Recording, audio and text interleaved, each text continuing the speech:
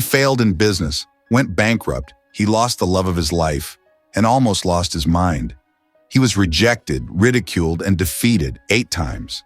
And then, he became president of the United States. But before all of that, he was just a barefoot boy, born in a log cabin who slept on a dirt floor, had no books, no money, and no one, not one person, who believed he would ever become anything, but he believed. And that belief, against all odds, changed history. This is not just the story of Abraham Lincoln. This is the story of every person who was ever broken, every dream that was ever doubted, every soul that was ever told, "You can't." This is not just the story of Abraham Lincoln. This is the story of how pain, poverty, and rejection created greatness. This is the story of you. It was a cold Sunday morning, February 12th, 1809, in a place so remote, even the maps barely marked it. A small wooden cabin in the woods of Hodgenville, Kentucky, was about to welcome a baby who would one day hold the destiny of a broken nation in his hands. Abraham Lincoln was not born into greatness. He was born into nothing. His father, Thomas Lincoln, was a struggling farmer, illiterate, hard-working, often angry at the world. His mother, Nancy Hanks Lincoln, was gentle, wise, and loving, but weak in health. They owned no land. They had no wealth. All they had was hope. At night, the Lincolns would sit around a fire made from broken branches. Abraham would listen to his mother tell stories, not from books, but from memory. Because books were rare, schools were rarer. Be kind, Abraham. Be good. Always be good. There was no bed, just straw on the dirt floor, no shoes. He walked barefoot in snow, no toys, just sticks in his imagination. No school, just one-room shacks where teachers came and went. Abraham Lincoln worked from age 7. He plowed fields, chopped wood, hauled water. His back ached before he was even tall enough to reach the horse saddle. My father taught me to work. He did not teach me to love it. And yet, even in that emptiness, he found magic in books. He would walk for miles just to borrow a book. He read by firelight.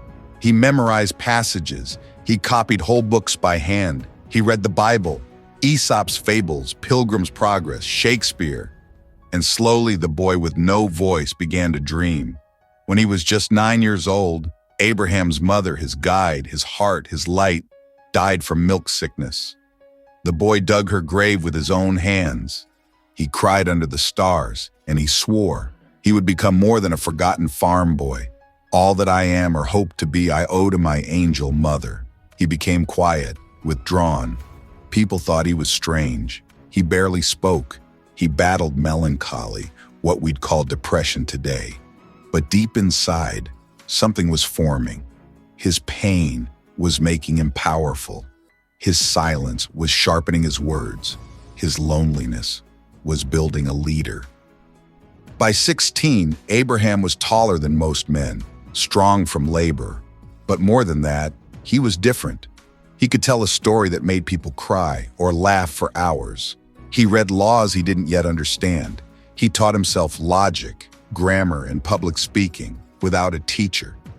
The boy in the log cabin was becoming something the world wasn't ready for, a self-made mind. This is how it all began, not in the White House, but in a wooden cabin, not with wealth, but with will. If you've ever felt poor, lost, forgotten, or unworthy, remember this. So did Lincoln. And that's exactly what made him powerful. He was just 9 years old when he dug his mother's grave with his own hands. He cried not in front of people, but alone, under a blanket of stars, asking a silent sky why she had to leave. His sister would die next, then his first love, then failure after failure after failure. But he kept going. Why? Because pain, when it doesn't break you, builds something unshakable. It was 1818. She drank the milk from a cow that grazed on poisonous white snake root. There were no doctors, no cures, no second chances. Lincoln watched his mother slowly die, her body weakening each day, her voice fading. Always do what is right, Abraham, even if no one's watching. After her death, the boy took a small wooden tool and helped his father dig her grave. That moment would never leave him. His father remarried and left Abraham and his sister Sarah alone for months. Just two children surviving alone in the cold wilderness cabin. They cooked for themselves, protected themselves, waited for weeks. That loneliness became part of him. He wouldn't fear being alone because he had already faced it as a child. Sarah Lincoln, his best friend, only sibling and protector, died while giving birth in 1828. Abraham was 19, another grave, another goodbye. She was the last piece of his childhood, gone. His heart didn't break once. It shattered again and again. She was graceful, educated, and kind, the only woman who truly saw him, Anne Rutledge. She loved Lincoln back. He planned a future with her. Then, in 1835, at age 22, she died suddenly of typhoid. This one broke him. He became reclusive. He cried daily. Friends said he stared at her grave in silence for hours. "I am the most miserable man living. I must die or be better." Lincoln wasn't just sad. He fought deep, life-altering depression, what he called melancholy. He wrote dark letters. Friends took away knives from him. But here's what's remarkable. He never let depression define him. He studied it, faced it, walked with it. He learned to carry pain without letting it crush him. He began speaking again, writing more, reading law, sharing stories to make others laugh. He became a storyteller because that was how he healed others and himself. His pain became fuel. His tears became vision. He would listen more, judge less, and lead with compassion no one else had. People trusted him, not because he was rich or confident, but because he understood pain. He had buried his mother, lost his sister, watched his dreams die, but still stood up. That's why soldiers, slaves, the poor, and the broken believed in Lincoln. I have been driven many times upon my knees by the overwhelming conviction that I had nowhere else to go. If you've ever felt like giving up, like you've lost too much, felt too alone, remember? So did he. But instead of letting it make him bitter, it made him kind. Instead of quitting, he stood up. Maybe your pain isn't the end. Maybe it's just the beginning of your greatness. Imagine standing in front of a crowd. You've given everything, every ounce of effort, and then you lose, publicly, loudly, repeatedly. Now imagine doing that not once, not twice, but 8 times. Most people quit after one failure. Abraham Lincoln kept showing up, even when the world laughed at him. This is not the story of success. This is the story of what you do after defeat. He was 23 years old, poor, unknown, unconnected, but he dared to dream. In 1832, Abraham Lincoln ran for the Illinois state legislature.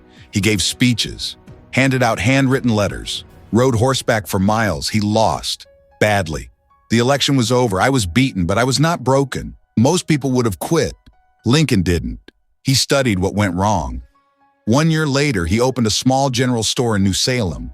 People said he was charming, honest, trustworthy, but he was a terrible businessman. The store failed, miserably. His partner died, and Lincoln was left with crushing debt, equivalent to $100,000 today. That debt followed me like a shadow for years.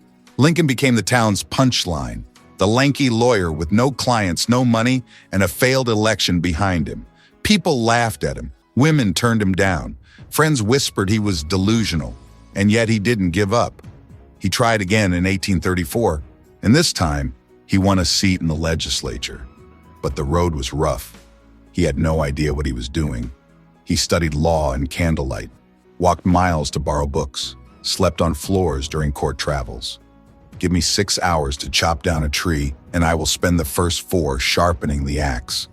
Lincoln fell in love with Mary Todd, but his own insecurities, poverty, and emotional instability led to a broken engagement. He fell into deep depression. Friends worried he might not recover. To remain alive, I had to struggle like a drowning man. His first speeches, awkward, dry, too long. People walked out, but instead of hiding, he worked, refined, practiced, observed. Soon, that shy, shaky speaker became one of the most powerful voices in American history. He ran for Speaker of the State House, lost, ran for Congress in 1843, lost again. It wasn't just defeat, it was public defeat, embarrassment, humiliation. But Lincoln believed that every no was simply a delayed yes. Lincoln didn't avoid pain, he faced it, he wrote about it, talked about it, laughed at himself, and used every failure to understand people better. I am not bound to succeed, but I am bound to be true.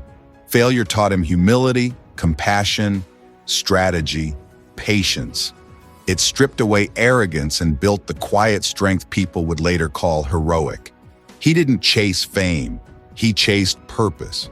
What if your failure is actually your foundation? What if the worst moment of your life is preparing you for the best? Lincoln failed 8 times before becoming president, but every failure gave him a new layer of greatness. Don't run from your defeats. Stand on them. Some people are born into wealth. Some are born into legacy. Abraham Lincoln was born into nothing. No formal schooling, no mentors, no connections. So how did this backwoods boy become one of the sharpest legal minds in America? By teaching himself, by falling, by standing up again and again until his character was stronger than his circumstances. In the 1830s, the idea of a poor farm boy becoming a lawyer was almost laughable. But Lincoln believed something radical. Your beginning doesn't define your end.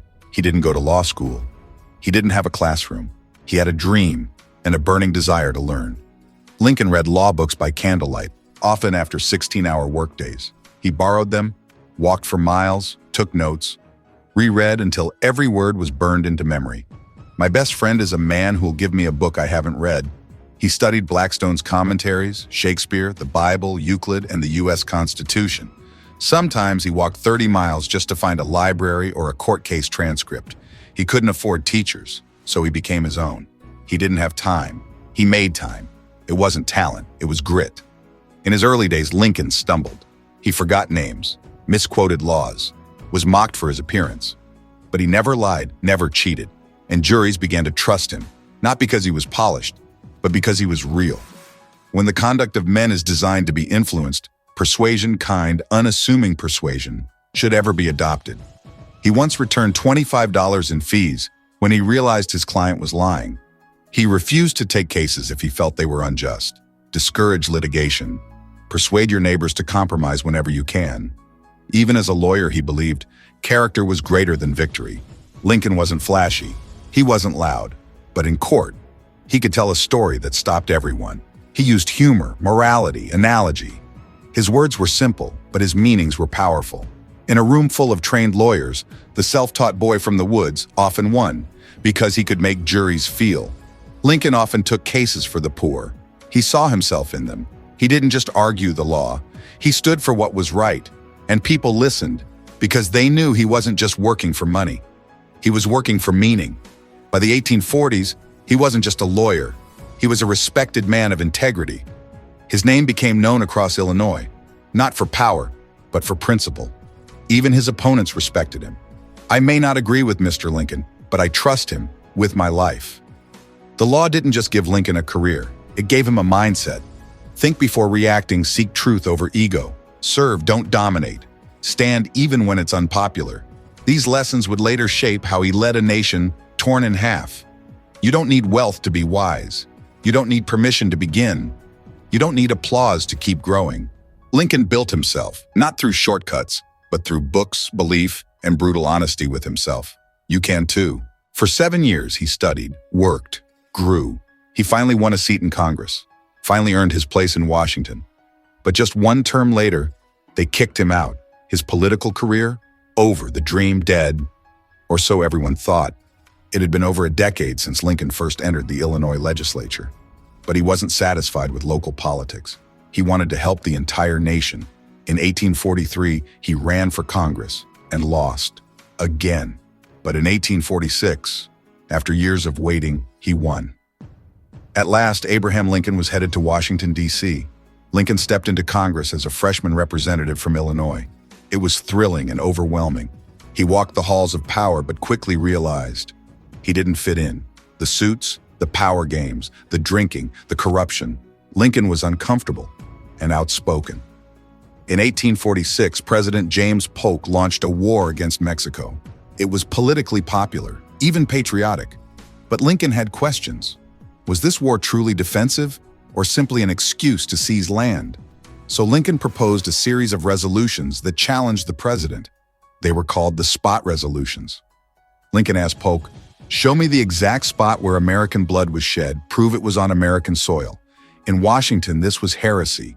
Lincoln was accused of being unpatriotic, un-American. Newspapers called him Lincoln the Traitor.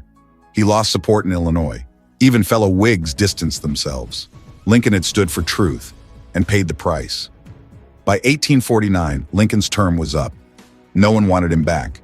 He returned to Illinois, politically alone, publicly rejected, and personally devastated. "I was out of Congress and out of favor." Lincoln once said he was the most miserable man living. After Congress, that sadness came back stronger than ever. He withdrew from public life, focused on law, doubted himself, wondered if the world was finished with him. But even in defeat, he was learning. Washington taught him how power works and how easily it can be abused.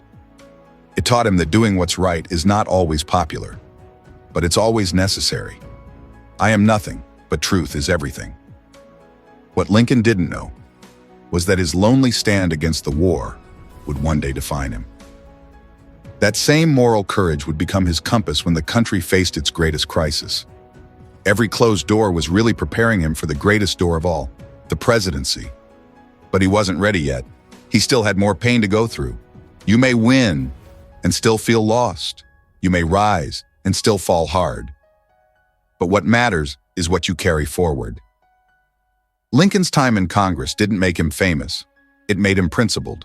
10 years, no speeches, no headlines, no elections. Abraham Lincoln disappeared from public life. But something was happening behind that silence. The world thought he was finished. But the truth? He was preparing to save a nation. Lincoln returned home from Congress to a quiet Springfield. There were no crowds, no fanfare. He sank into his work and into his own darkness. The melancholy he carried from childhood came back hard. Friends described him as hollow, withdrawn, pale. "I am the most miserable man living." He threw himself into legal work, traveled the court circuits, argued over land disputes, broken contracts, ordinary people's problems. He became known for honesty, Honest Abe. But inside, he still felt unfulfilled. He married Mary Todd, built a family, buried one of his sons. The pain kept growing, and still he stayed away from politics. As Lincoln sat in courtrooms, the country began to burn. The issue of slavery was boiling. The Missouri Compromise, fugitive slave laws. The South became louder, the North more divided. Lincoln watched, not as a leader, but as a citizen, silent, hurting, thinking. Then came the spark. In 1854, a new law allowed slavery to expand into Western territories. To Lincoln, this wasn't just politics. This was evil dressed as democracy. If slavery is not wrong, nothing is wrong. And something in him woke up. That fall, Lincoln climbed onto a platform in Peoria, Illinois. And after years of silence, he let the storm out. For 3 hours, he delivered one of the most powerful anti-slavery arguments ever heard. Logical, moral, calm, but filled with fire. No man is good enough to govern another man without that man's consent. He didn't announce a candidacy. He didn't form a party. But the nation started whispering, "Who is this man from Illinois? What does he believe?" Lincoln began writing, debating, traveling, quietly but fiercely stepping back into the public square. The wilderness wasn't wasted. It shaped his vision, refined his voice. In silence, he studied Jefferson, scripture, law, morality, the founders. And he came out not just as a politician, but as a prophet. A house divided against itself cannot stand. By 1858, Lincoln was no longer just a lawyer. He was the loudest, clearest, and most dangerous voice against slavery's expansion. The battle for the soul of America had begun, and Lincoln was ready. Most people fear silence. Most people run from failure. Most people quit when the light fades. But not Lincoln. He used silence as a forge. He used pain as fuel. He used failure as foundation. And now he was ready to fight. 7 cities, 7 debates, 2 men, 1 issue that could tear the nation apart. Stephen Douglas, the most powerful senator in America. Abraham Lincoln, the unknown challenger with no office, no power, and everything to lose. The topic, slavery, the result, a national awakening. He was called the Little Giant, short in stature, towering in influence. Stephen Douglas was a master orator, the architect of the Kansas-Nebraska Act and the Democratic Party's rising star. And in 1858, he was running for re-election to the U.S. Senate. No one expected a serious challenge until Lincoln showed up. Lincoln was nominated by the new Republican Party, a rising force against slavery. Most said he can't win, but Lincoln had something powerful: clarity, conviction, and a deep understanding of the moment. He challenged Douglas to a series of debates across Illinois. Douglas laughed. "It'll make me look generous." But these debates would change history. Lincoln read every speech Douglas ever gave. He practiced in empty fields, alone, hours at a time. He didn't just want to win the seat, he wanted to win the conscience of the country. A house divided against itself cannot stand. Thousands came to the first debate. It was hot, loud, unpredictable. Douglas attacked, accused Lincoln of trying to destroy the Union, called him a radical. Lincoln stayed calm, measured. Then, he struck.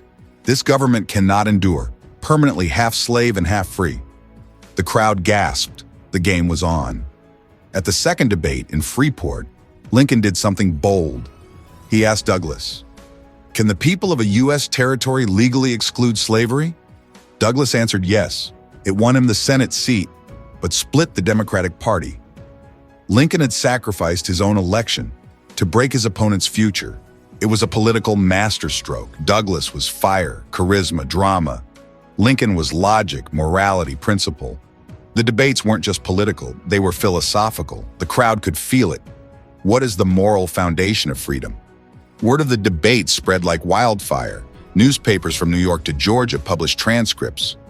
People read Lincoln's arguments and began asking, America was breaking. Slave states versus free states. North versus South. Brother versus brother. And in the middle of it all stood a man who didn't want to run.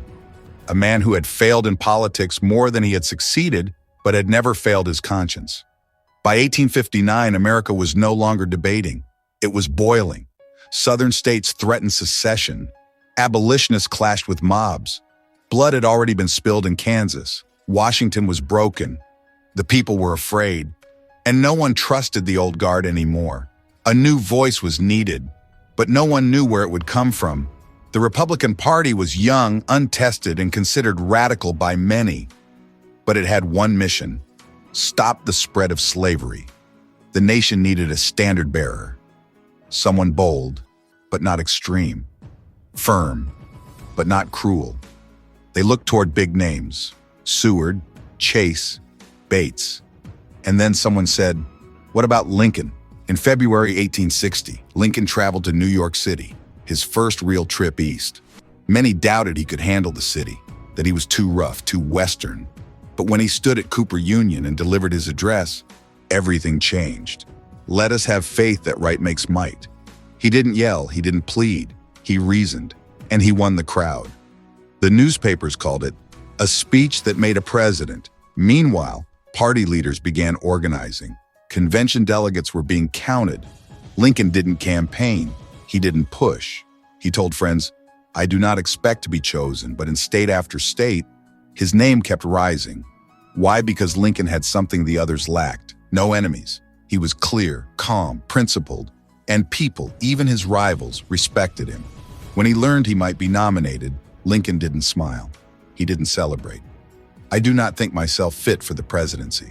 But he also said, "If I am called, I will go." He wasn't chasing glory. He was answering a burden. He knew what was coming, and he was scared. Thousands filled the wigwam in Chicago for the Republican National Convention. On the first ballot, Lincoln was second. On the second, closer. On the third, a thunderous cheer. Lincoln had won. Abraham Lincoln is the Republican nominee for President of the United States. Lincoln didn't hit the road. He didn't give speeches. He stayed in Springfield, Illinois, let others do the campaigning. 4 candidates, 1 nation on the edge of collapse. In 1860, Americans didn't just vote for a president. They voted on the future of slavery, the survival of the Union, and the soul of the United States. And in the middle stood Abraham Lincoln, a man the South swore they'd never accept. Imagine an election with four completely different visions of America. In 1860, that's exactly what happened. Abraham Lincoln, stop the spread of slavery. Stephen Douglas, let each state decide. John Breckinridge, expand slavery nationwide. John Bell, avoid the question and keep the peace. Each candidate didn't just represent a party, they represented a different country. While his opponents crisscrossed the country, giving speeches, shaking hands, Lincoln stayed home. He knew any loud move would cost him Southern support he didn't have anyway, so he let his words and his principles do the talking. Through newspapers, pamphlets, and personal letters. I have said nothing but what I am willing to live by, and, if it be the pleasure of Almighty God, die by. Southern newspapers called Lincoln a monster, a tyrant, a Northern radical. Plantation owners warned that his election would mean the end of their way of life. Some states even said, if he wins, we're out. The word secession was no longer a whisper, it was a promise. False rumors spread like fire. Lincoln will free all slaves overnight, some claimed. Others warned of Northern invasion. Violence broke out at polling places. Northern cities feared rebellion. The nation felt like a powder keg, all from an election. Men voted, women prayed, newspapers waited. Lincoln didn't speak. He sat quietly, surrounded by family, waiting for the word. And when the results came in, America would never be the same. Lincoln won, without a single Southern state. 40% of the vote. Every Northern state, none from the South. He had captured the presidency, but not the trust of half the country. The election of Abraham Lincoln is the beginning of the end. Charleston Mercury, November 1860. Just 6 weeks later, South Carolina seceded from the Union. Then Mississippi, then Florida, then Alabama, Georgia, Louisiana, Texas. The United States was no longer united. Even as states broke away, Lincoln refused to lash out. We're not enemies, but friends. We must not be enemies. He prepared for office, with the full knowledge that a civil war was likely coming. He didn't win by charm. He didn't win by fame. He won because America, or at least part of it, believed in something better. But belief has consequences, and Lincoln would soon pay the highest price for his. February 11th, 1861. A man boards a train in Springfield, Illinois, unsure if he'll ever return. He's just been elected president, but half the country hates him. Death threats pour in. Armed mobs wait in silence. Assassins plan in the shadows. This is not just a train ride, it's a journey into fire. February 11th, 1861. Abraham Lincoln stands on the back of a rail car. The crowd is silent. To this place and the kindness of these people, I owe everything I now leave, not knowing when or whether ever I may return. He chokes up. His voice cracks. It's the most emotional speech he's ever given. Then the train pulls away. History is rolling forward. Lincoln's journey to D.C. was unlike anything before it. No airplanes, no private jets. He traveled by rail, through 7 states, 11 major cities, and nearly 2,000 miles. Each stop had a purpose. Each word was watched. He had to calm fears, rally support, and avoid death, all at once. In Philadelphia, a secret knock at his hotel door. Allan Pinkerton, the famous detective, hands Lincoln a file. Inside, a plot to assassinate him in Baltimore. Gunmen were waiting. The plan was real. They will strike when you transfer trains. You must act. In New York, Boston, Pittsburgh, thousands cheer him. But in Ohio, Pennsylvania, and Maryland, eyes watch in silence. Some cheer, others curse. Lincoln smiles through it all, but every handshake could be his last. He rides, not in triumph, but in tension. We are not enemies, but friends. Though passion may have strained, it must not break our bonds of affection. He avoids harsh words. He speaks of hope, law, and unity. Even in the face of war, Lincoln chooses peaceful resolve. Instead of traveling by day, Lincoln agrees to a secret plan. He changes clothes, puts on a soft felt hat, slips onto a midnight train in silence.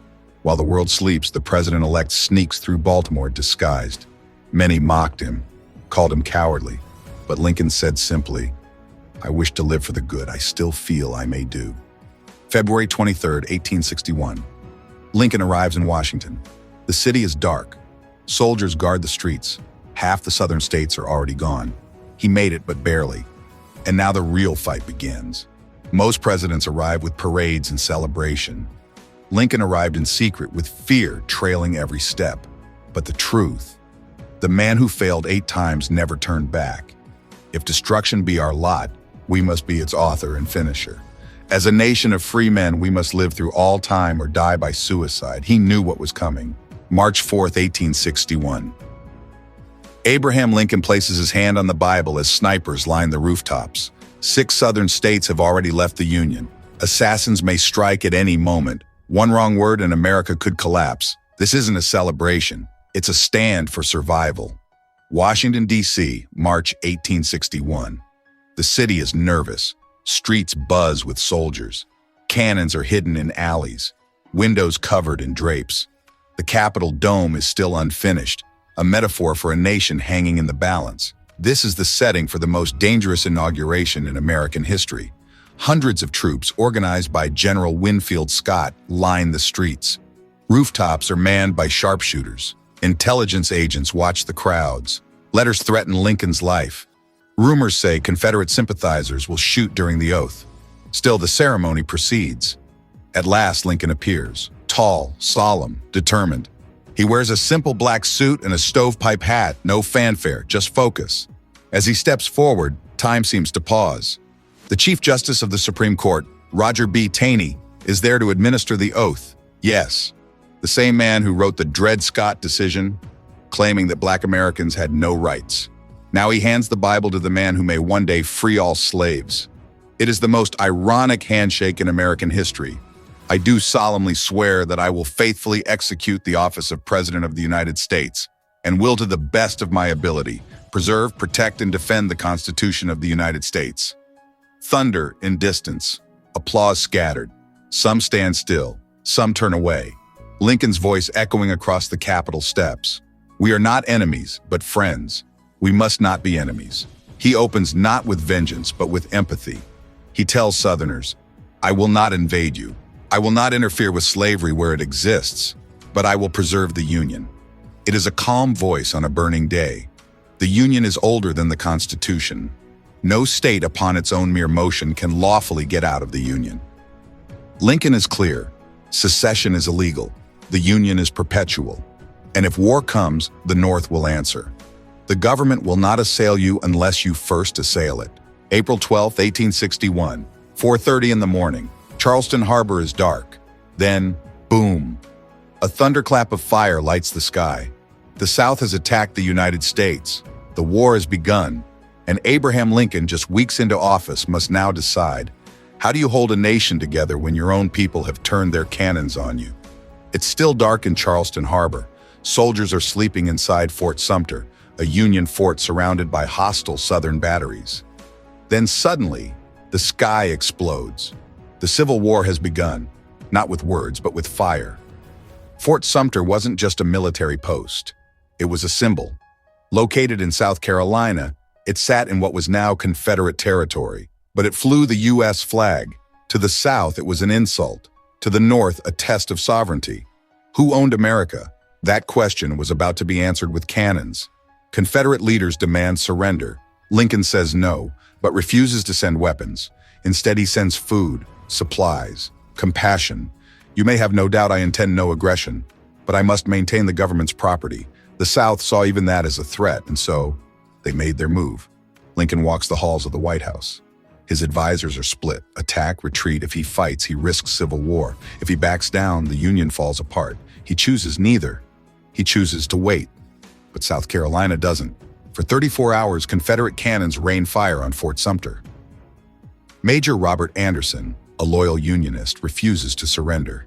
But the fort was never designed to take this kind of beating.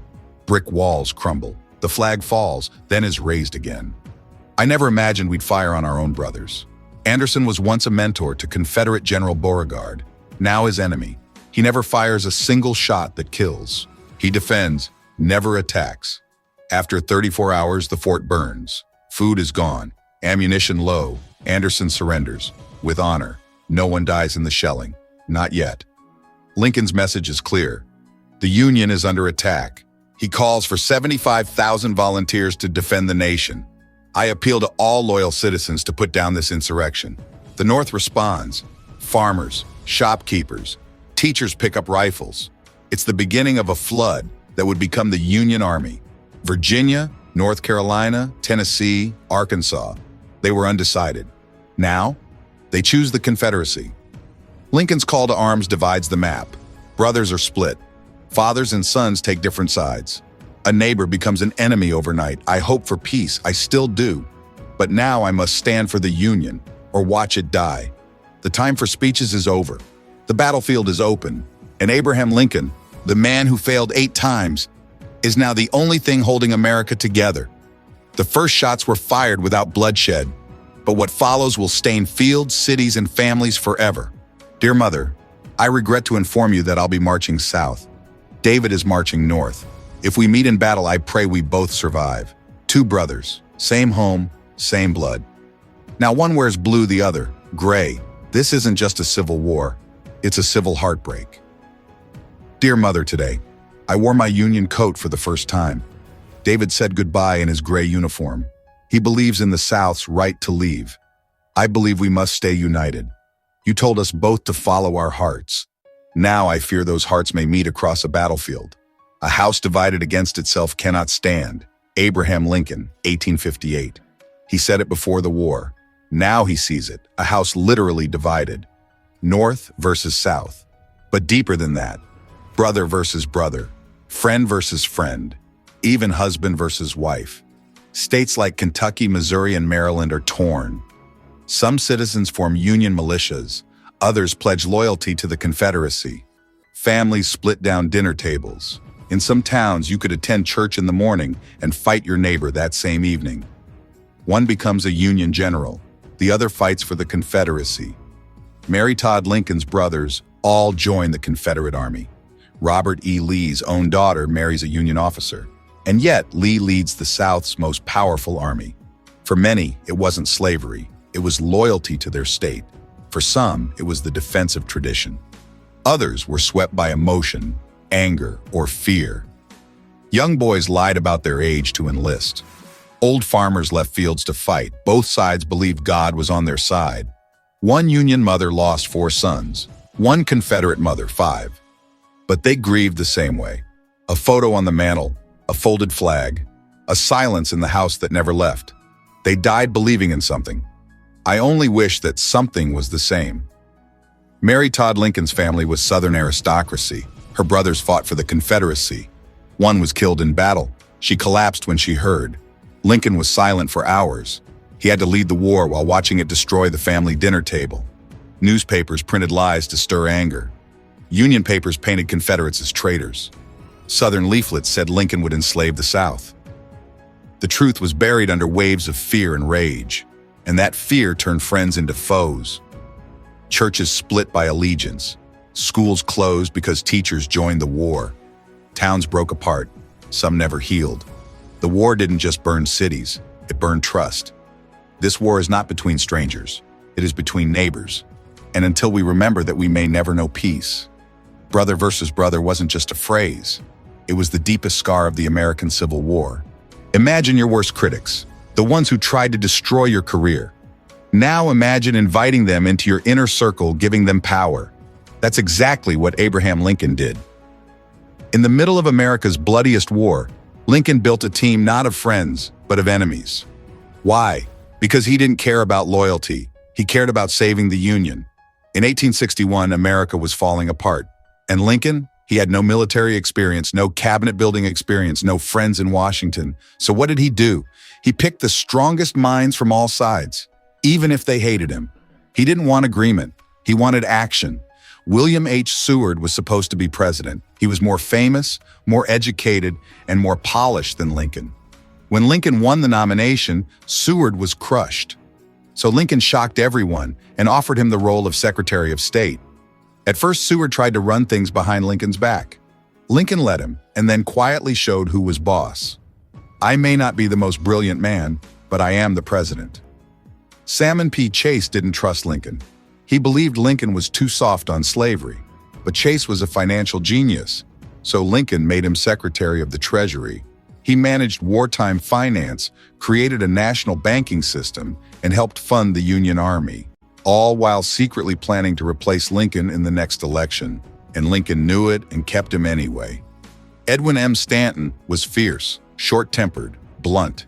He once called Lincoln a country baboon, but Lincoln needed someone to run the war, fast, hard, and without drama.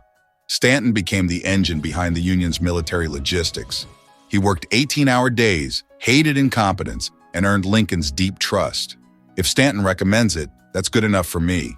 While the armies fought on land, Gideon Welles built a navy that choked the South's economy. Under his watch, the U.S. Navy grew from 42 ships to over 600. He created blockades, captured key ports, and gave the North control of the seas. He wasn't flashy, but he was one of Lincoln's most loyal and effective men. This team fought a lot. Seward and Chase argued about slavery. Stanton clashed with generals. Chase plotted behind the scenes, but Lincoln had one superpower: patience. He let his cabinet talk, fight, disagree. Then he made the final call, and almost always it was the right one. Lincoln didn't lead by shouting. He led by listening. He told jokes during tense moments, asked questions instead of giving orders. If I give a man an order, he may resent it. If I let him come to the decision himself, he'll defend it forever. This was emotional intelligence in the middle of a brutal war. Chase tried to resign. Twice, Lincoln let him. Seward nearly led a quiet coup. Lincoln stopped it with humor. Even in the middle of crisis, Lincoln kept his enemies close and useful. This wasn't a cabinet. It was a war machine, and Lincoln was the engine. Today, Lincoln's cabinet is studied in leadership schools around the world. Why? Because it showed that strength doesn't come from control. It comes from unity through conflict, listening, adapting, empowering. Lincoln proved, you don't need to be liked to be followed. In a time of war, Abraham Lincoln built a team of rivals, and from that rivalry came victory. A soldier lay in the mud, half a leg, eyes still open. He was 17. Abraham Lincoln read the casualty report that night: 3,000 men gone in one day. This wasn't a political problem anymore. It was blood and mud and death. They thought it would be quick. The Union Army marched toward Manassas like they were headed to a parade. Young boys, brand new uniforms, bright-eyed. They were cheered on by civilians, some of whom followed them with picnic baskets. What followed was a bloodbath. Confederate reinforcements arrived. Union lines broke, screaming, confusion, bodies in ditches. I saw a man fall beside me with no head. I ran. I don't remember anything else. Union Private, 17th New York. Believe it or not, people watched the battle like it was a sporting event. Senators, socialites, photographers set up chairs and umbrellas on hills overlooking the battlefield. They brought wine. They brought sandwiches. Then they watched boys their son's age get torn apart by cannon fire. By nightfall, the only thing they were carrying was the wounded. Dear Sarah, they said we would be home by Christmas. Today I watched Thomas get shot in the face. I still see it when I close my eyes. I cannot wash the blood from my hands. I fear I may not return, but I die believing the Union will live. His name was Private Benjamin Foster. He died 2 days later at age 19. When Lincoln visited a Union hospital for the first time, he nearly couldn't speak. He walked past beds where boys lay without arms, without legs, without eyes. Some whispered, "Thank you, Mr. President." Others didn't know who he was. Some begged for death. I never felt so small or so responsible. Abraham Lincoln. That night, he didn't sleep. There were no antibiotics, no painkillers, no sterilized tools. Soldiers were held down while doctors amputated limbs. More men died from disease and infection than bullets. One nurse said, "I saw men drowning in pus and praying for the bullet again." After Bull Run, reality hit hard. This would not be a 2-week rebellion. It would be a nation-shaking, soul-breaking war. Lincoln called for 500,000 more soldiers. Newspapers that had cheered now screamed, "What have we done?" The romance of war was dead. Privately, Lincoln wept. He wrote no jokes. He told no stories. In letters, he confessed to friends, "I fear this may be more than any man can bear." It was a single piece of paper that could save the Union or destroy it. When Abraham Lincoln signed the Emancipation Proclamation, he wasn't just freeing slaves. He was risking rebellion inside his own army, in his own party, in the North itself. And he didn't even tell his cabinet until it was almost done. Lincoln always hated slavery. He spoke out against it, argued it was morally wrong, but he didn't always fight it. At the start of the war, he said, "My paramount object is to save the Union, even if that meant keeping slavery where it already existed." But now, after thousands dead, after countless letters from mothers, from abolitionists, he knew the Union cannot be saved by compromise anymore. Abolitionists were furious. William Lloyd Garrison called Lincoln a coward. Frederick Douglass said, "He is slow, too slow." But Lincoln was playing a longer game. He needed the support of the border states, slave states that had not seceded. If they left the Union, it could collapse. Lincoln had to time it perfectly. Lincoln gathered his cabinet. He read them the draft. Seward said, "If you do this now, it will look like a cry of desperation. Wait for a victory." And Lincoln agreed. So he waited and waited until the blood flowed at Antietam. On September 17, 1862, 23,000 Americans were killed or wounded in one day. It was not a clear Union victory, but it was enough. 5 days later, Lincoln released the preliminary Emancipation Proclamation. On the first day of January, all persons held as slaves within rebellious states shall be then, thenceforward, and forever free. Lincoln didn't free all slaves, not in Union states, not yet. It was a war measure, only applying to Confederate territory, but symbolically, it was massive. For the first time, the war wasn't just about unity, it was about freedom. The North was divided, some cheered, some rioted, some soldiers even deserted, but Lincoln stood firm. If slavery is not wrong, nothing is wrong. With freedom came a new force, black soldiers. Over 180,000 African Americans joined the Union Army. They fought in segregated units, faced lower pay and higher risk, but they fought with unmatched courage because they weren't just fighting for a country, they were fighting for their future. Lincoln's Emancipation Proclamation changed the war's moral compass. Europe, on the fence about helping the Confederacy, refused to support slavery. The North became more than an army. It became a movement, and the man once mocked as indecisive became a liberator. Lincoln risked everything, his presidency, his party, even the war itself. But history doesn't remember him for waiting. It remembers him for deciding. They expected a long speech. Lincoln stood, opened a small piece of paper. 77 years ago, in under 2 minutes, he made them cry. He made them remember why they were fighting. And he saved the soul of a nation on the edge of collapse. The Battle of Gettysburg left 51,000 men dead, wounded, or missing. The air still smelled like blood. The fields were still lined with bones. 4 months later, the town was preparing a cemetery, and they invited a speaker, not Lincoln. He was an afterthought. A side guest, Edward Everett, former Harvard president, spoke for 2 hours. His speech was flowery, historical, exhaustive, but few remembered it. Then Lincoln stood up. He had written a few lines, in a hotel room, with shaking hands. He had no speechwriters, no typewriters, just a pen, a candle, and a soul full of grief. 77 years ago, not 87, not since 1776. He chose biblical rhythm, because this was a sacred moment. Our fathers brought forth on this continent a new nation. He didn't say my country. He said our fathers. This was shared history, shared hope. He wasn't speaking as a politician. He was speaking as a father of mourning children. Now we are engaged in a great civil war, testing whether that nation can long endure. Lincoln reframed the war, not just as a fight between states, but a test of democracy itself. We are met on a great battlefield of that war. No mention of victory, no gloating, just reverence.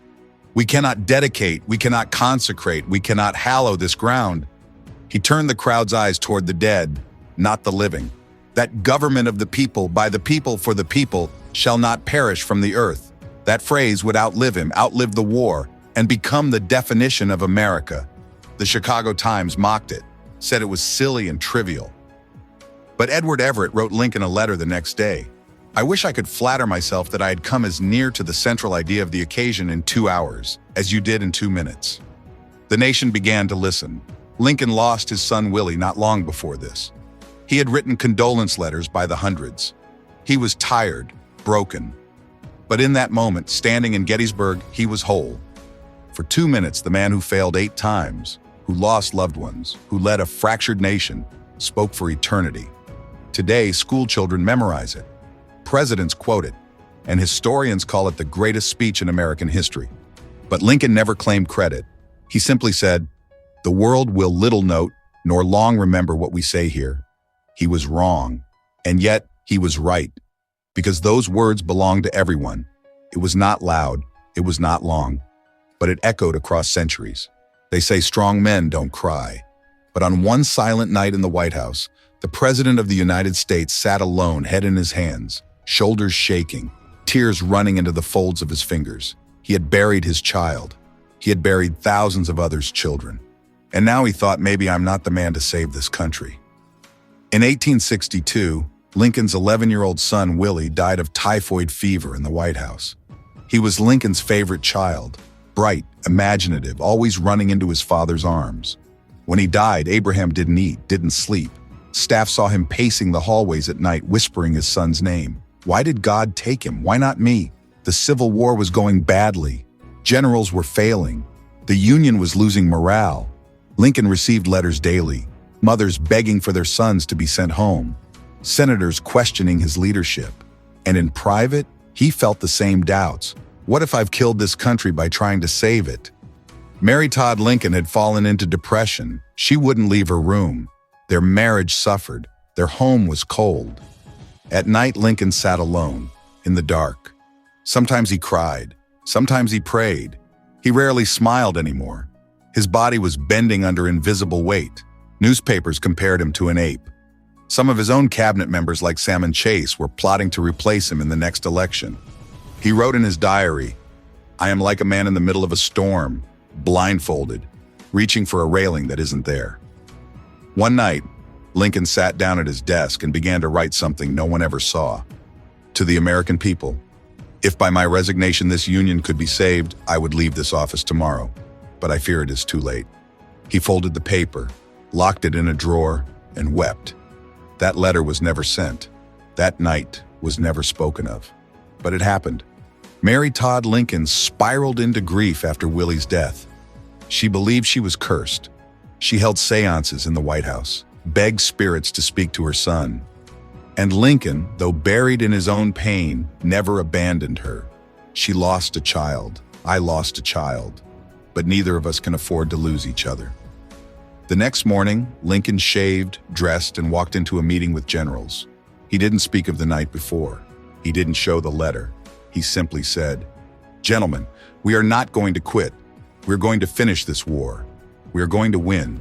That was the day Abraham Lincoln rose again, not because he wasn't broken, but because he was, and he stood anyway. Lincoln's tears didn't make him weak. They made him human, and that humanity gave him the strength to lead a nation in its darkest hour. That night didn't break him. It built him. It taught him that sometimes the greatest kind of strength is enduring sorrow without surrender. All leaders face storms. All heroes have nights when they nearly fall. But Abraham Lincoln taught us something else, that it's okay to break, as long as you get back up. Imagine fighting a war for your country's soul and your own country turns on you. Abraham Lincoln wasn't just fighting the Confederacy, he was fighting Northern newspapers, political rivals, even his own generals. The nation was sick of war. Lincoln was told to quit. They said, "You will lose. You will never be president again." But in that final campaign, Lincoln did the impossible. He ran not to win power, but to save a nation.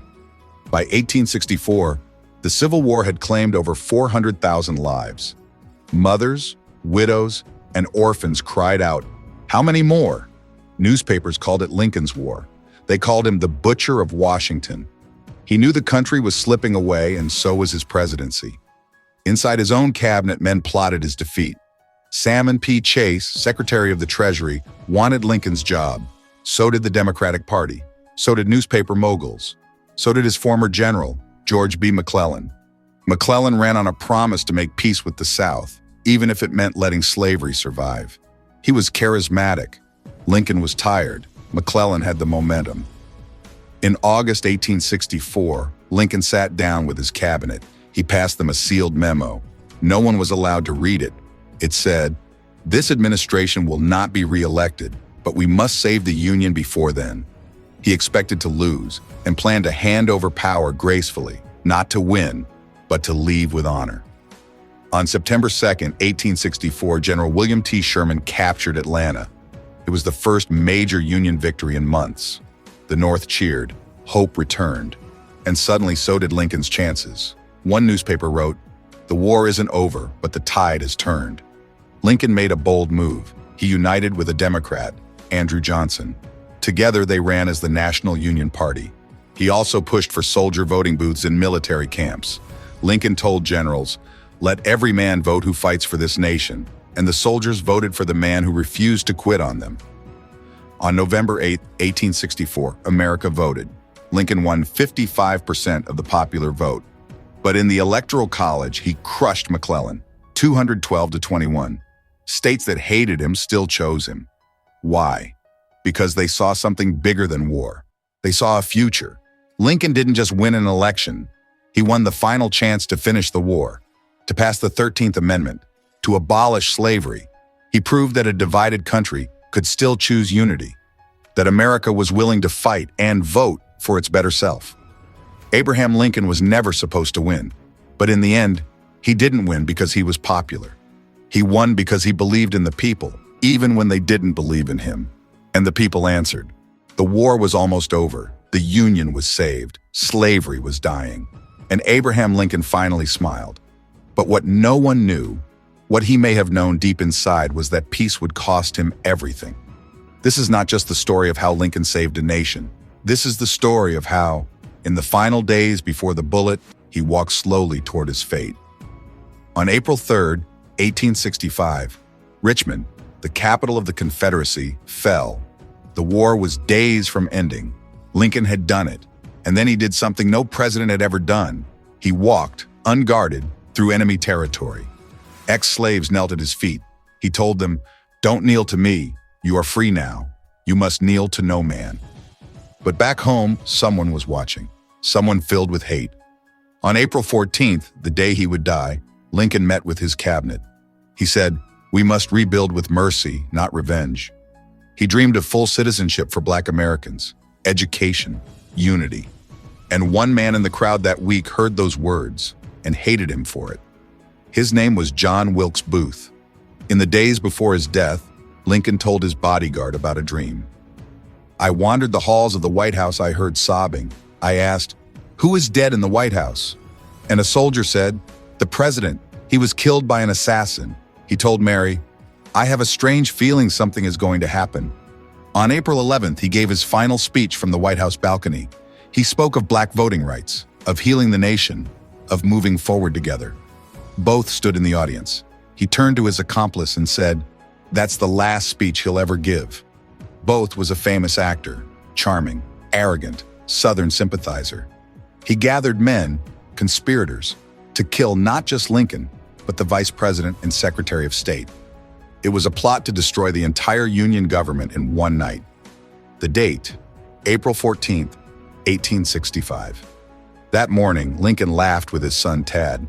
He told Mary, "I've never felt so happy in my life." They made plans to travel. He invited General Grant to the theater. Grant declined, so Lincoln and Mary went alone. The play was Our American Cousin. The line that drew the biggest laugh? "You sockdologizing old man trap." That's when Booth opened the door behind Lincoln, shot him in the head. He jumped to the stage, shouted, "Sic semper tyrannis," thus always to tyrants, and escaped. Lincoln was carried across the street. Doctors tried everything. At 7:22 a.m., April 15th, the president died. Secretary Stanton whispered, "Now he belongs to the ages." Word spread across the country. People wept openly in the streets. Black Americans mourned the man who made them free. Even his enemies paused in silence. A great man had fallen, but his ideas had not. Abraham Lincoln died just as the nation he saved was being reborn. He gave his life not in battle, but in belief. That freedom was worth dying for. That unity was worth everything. And though his voice was silenced, the echoes would shake the world. When Abraham Lincoln died, The country didn't just lose a president, it lost a father, a savior, a symbol of everything it hoped to become. From Washington to Illinois, his body traveled 1,700 miles and millions lined the tracks, crying, kneeling, saluting in silence. It wasn't just a funeral, it was a moment when a broken country stood still and remembered what it meant to be one nation. Secretary Edwin Stanton took charge. The country was stunned, directionless. Lincoln's body was embalmed, new technology for a public farewell. A magnificent casket was prepared, walnut wood, lead-lined, covered in black cloth. Mary Lincoln, too grief-stricken to attend, stayed behind. The plan. Lincoln would return to Springfield, retracing the exact reverse path he took when he first came to Washington as president in 1861. In the White House East Room, Lincoln's body lay in state. Tens of thousands came. Lines stretched over 2 miles. Black men knelt and wept. Union soldiers saluted. Children whispered prayers. The silence in the room was deafening. A nation still in shock. The train stopped first in Baltimore, the city that once plotted to kill him. Now it mourned him with bowed heads and thousands of black crepe banners. Then came Philadelphia. Lincoln had spoken at Independence Hall 4 years earlier. His casket was placed beneath the Liberty Bell. The line wrapped the entire building twice.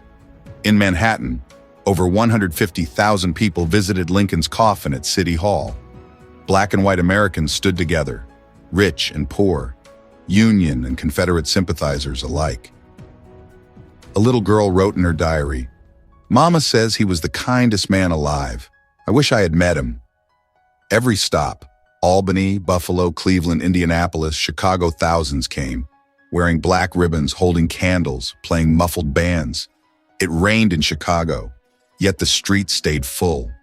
One Union veteran said, "I lost half my regiment in the war, but nothing hurt more than this day." The funeral train was called the Lincoln Special. It moved slowly, never over 20 miles per hour. 2 engines, one draped in black cloth with a portrait of Lincoln at the front. At every crossing, people gathered. Farmers paused in fields. Towns rang bells as it passed. In total, over 7 million Americans saw Lincoln's funeral train. That's 1 in every 4 citizens at the time. On May 3, 1865, the train arrived in Springfield. His hometown church overflowed. Old neighbors came, tears in their eyes. The next day, a long funeral procession led him to Oak Ridge Cemetery. As his casket was lowered into the tomb, one speaker said, "Here lies the most perfect ruler of men the world has ever known. Abraham Lincoln died a martyr, but he was buried a legend.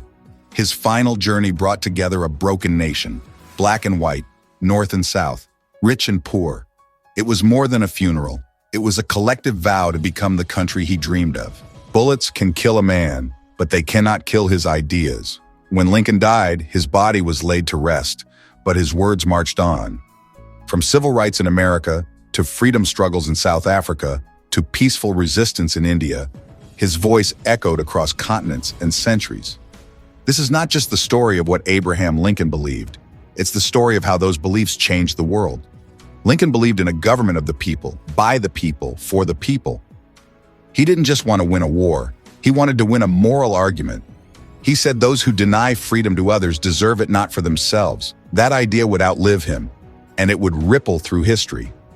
In under 3 minutes, Lincoln gave a speech that would shape nations. He didn't mention slavery. He didn't brag about victories. He talked about sacrifice, about unfinished work, about a new birth of freedom. Today, school children memorize it. Leaders quote it, and the world listens still. The Emancipation Proclamation was more than law.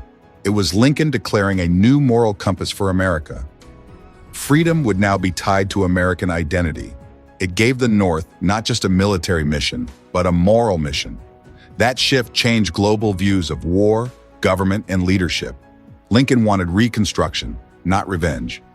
But after his death, radical elements twisted his vision. African Americans briefly held office, then came Jim Crow laws. But even then, activists, journalists, and preachers invoked Lincoln's name to push back. He became a symbol not just of freedom, but of the struggle for it. In 1963, exactly 100 years after the Emancipation Proclamation, Martin Luther King stood before the Lincoln Memorial. He said, "We've come to cash a check, a promissory note signed by Abraham Lincoln." Lincoln's dream wasn't dead, it was demanded. King, Rosa Parks, and others used Lincoln's words as fuel for justice. Mahatma Gandhi called Lincoln one of the world's greatest leaders of peace. He studied Lincoln's writings while forming his ideas of nonviolent resistance. Nelson Mandela, in prison, read Lincoln's speeches by candlelight. He later wrote, "Lincoln gives hope that a man can rise above his past to remake his nation." Every time a country holds a free election, Lincoln's fingerprints are there. He argued that government is a contract between citizens and power. His insistence on accountability, transparency, and justice reshaped how the world thought about leadership. Lincoln didn't invent democracy, but he redefined it for the modern world. Lincoln was not the loudest leader. He was not the richest. He was not even the most popular, but his words moved mountains. From the Cooper Union speech to the second inaugural address, he didn't just speak truth, he lived it. He taught us that leadership is earned with wisdom, not taken with ego. Had he lived, would Reconstruction have succeeded? Would civil rights have arrived earlier? Would racism have been dismantled sooner? We'll never know. But we do know this. He laid the blueprint and millions have followed it since. Abraham Lincoln's life was filled with failure. His death was a tragedy, but his ideas about liberty, sacrifice, democracy, and dignity live on, not just in textbooks, but in laws, movements, and hearts. The legacy has only just begun. She stood beside him in triumph. She wept beside him in tragedy. And when the world hailed him a hero, they turned their backs on her.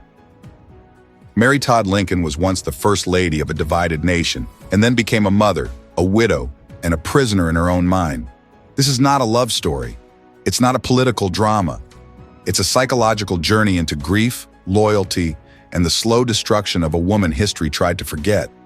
Mary Todd was born into wealth, power, and political privilege in Lexington, Kentucky, educated, fluent in French, passionate about politics. She once said, "I'd rather marry a good man than a rich one." When she met Abraham Lincoln, a poor, awkward lawyer from Illinois, it wasn't status that drew her, it was his mind. Mary and Abraham were opposites in temperament. She was emotional, ambitious, fiery. He was quiet, brooding, emotionally distant. They clashed, they loved, they endured. She supported his career writing speeches, guiding alliances, but she also feared losing him to the cause. She once screamed, "They'll take you from me." As First Lady, Mary faced relentless criticism. They called her a Confederate spy because of her Southern roots. They mocked her fashion during wartime, accused her of treason, hated her spending. But what they didn't see was a woman hiding profound grief. Her son, Willie, died of typhoid fever in the White House. Mary never recovered. She held seances. She wore mourning black for months. April 14th, 1865, Ford's Theater. Mary sat next to Abraham when the gun fired. She held his head as blood soaked her gown. He died without regaining consciousness. She collapsed, screaming in disbelief. From that moment forward, she was no longer First Lady. She was a broken woman. Her grief became obsession. She believed people were trying to poison her. She wandered hotels under aliases, refused to eat unless food was blessed. She wrote endless letters begging the government for help, ignored by the very administration her husband once led. Friends abandoned her. Newspapers mocked her. But the final betrayal came from her own son. In 1875, her son, Robert Todd Lincoln, filed a petition to have her declared insane. Doctors testified. She wept, screamed, begged. She was found insane and unfit. Sent to an asylum in Batavia, Illinois. She would write, "My son has consigned me to a living grave." A jury of men decided she was not grieving, but unwell. After a year with the help of women journalists and advocates, Mary was released. She lived in Europe, alone, nearly blind, depressed. In 1882, she returned to Springfield. She died in the same home where she and Abraham once dreamed of a future they never reached. Mary Todd Lincoln was not insane. She was human. A woman who buried 3 sons and watched her husband be murdered beside her. She was judged for being too emotional, too outspoken, too ambitious because the world wasn't ready for a first lady who carried a storm inside her. This is not just Abraham's story, it was hers too. What if I told you the Abraham Lincoln you think you know was created after he died? What if behind the marble statues, the wise quotes, and the noble beard, there was a man more conflicted, more political, and more human than history admits? He was loved, hated, and then elevated to sainthood. But who decided that Lincoln would be remembered as the savior of America? This is not the story of what Abraham Lincoln did, it's the story of what others made him become. April 1865. Abraham Lincoln is dead. Half the country mourns, the other half is confused, bitter, or silent. He died not as a saint, but as controversial president, loved by many, hated by others. He had just overseen the bloodiest war in U.S. history. Slavery was abolished, but racism remained. Reconstruction was uncertain. He was not yet the great emancipator. That title came later. The North needed to heal, and it needed a symbol. Lincoln's assassination was used to unite the Union around a shared loss. Newspapers printed saintly portraits. Churches gave sermons comparing him to Jesus. The image of Lincoln the martyr was born, not because of who he was, but because of what the country needed him to be. William Herndon, Lincoln's former law partner, published the first biography. He revealed Lincoln's depression, doubts, and even his troubled marriage. But his raw honesty clashed with a public eager to deify the man.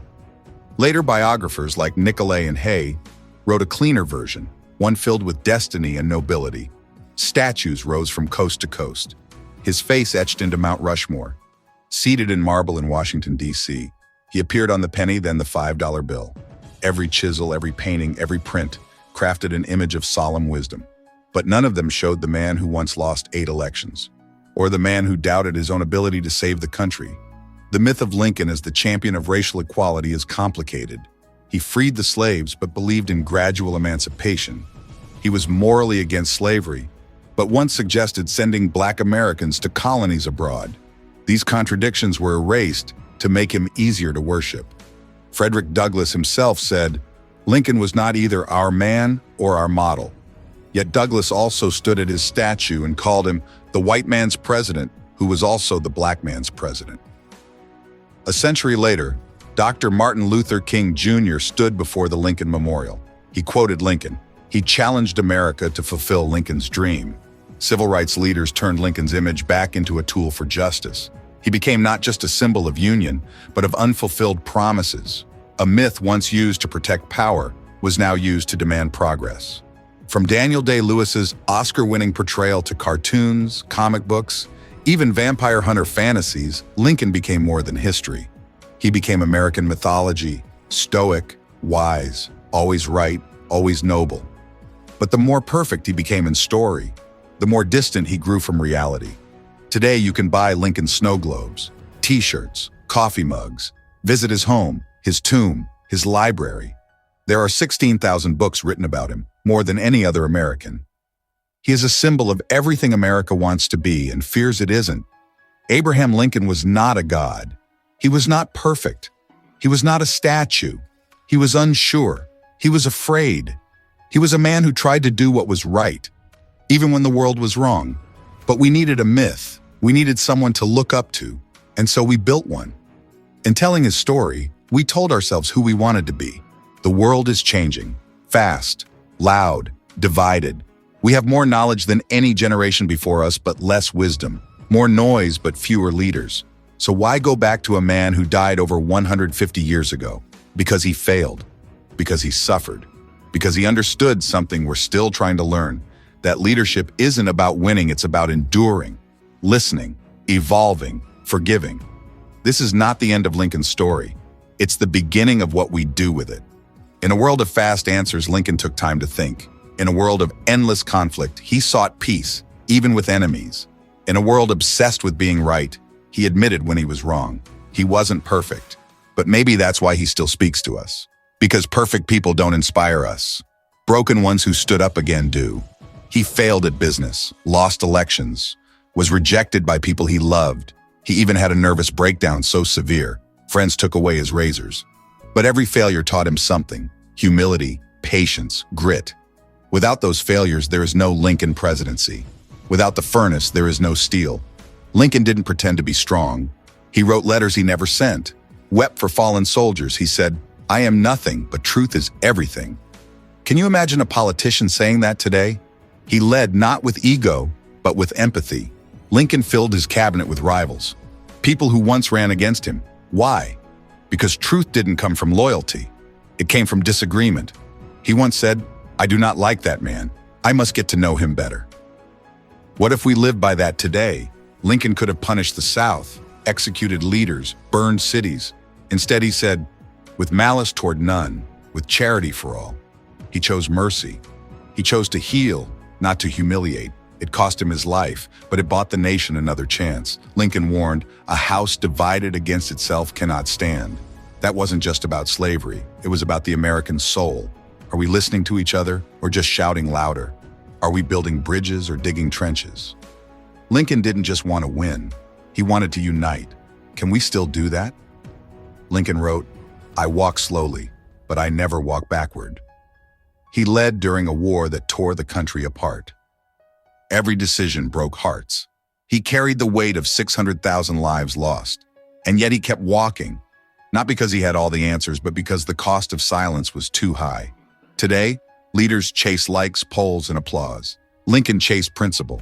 He failed publicly, loved deeply, forgave quickly, and when he died, enemies mourned him, not because he was powerful, but because he reminded us what it meant to be human. This series was never about just Abraham Lincoln.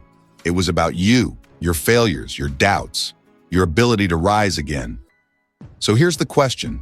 When the world tests you, when your own heart turns against you, when history calls, will you answer it? He failed 8 times, then became president. You have failed too. But maybe that's exactly how greatness begins. The best way to predict your future is to create it. Abraham Lincoln.